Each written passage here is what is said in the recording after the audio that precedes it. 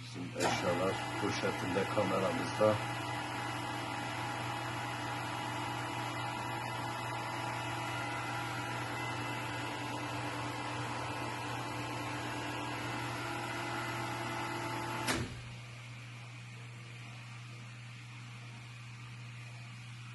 Diğer eleman. Yani ana o da çıkıyor.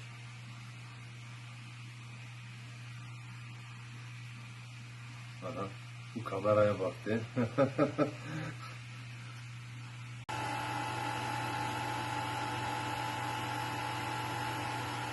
Kamerayı mı gördü, oraya kaçtı, yoksa arabayı mı gördü bilmiyorum.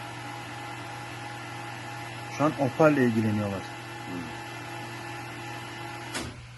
Opel mi yoksa Opel var abi orada. Transit değil mi o kaşalı? Opel'e mi bakıyorlar? Ha, bizim Muhammed'in arabası. Yok ya, o kasalı şeye bakıyorlar. Bak üstüne çıkmış, içine bakıyor. Burada bir tane şey var ya, pick-up. Pick-up'ın üstünde. Bak geliyor.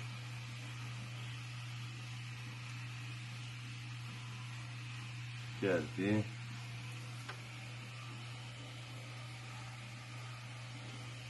Kamera gidiyor, gitti.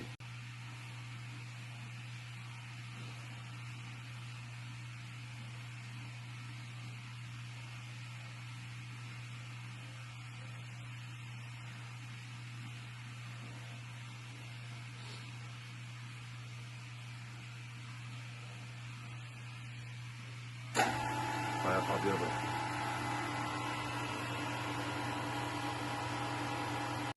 Şeye vermiş. İsmail'e indirim yapıyorlar. Şimdi 1,5 milyarlık para ödüyorlar, verdi 10 milyara. Diyor 9 taksit. 1111. Tamam, yarın arayacak seni zaten.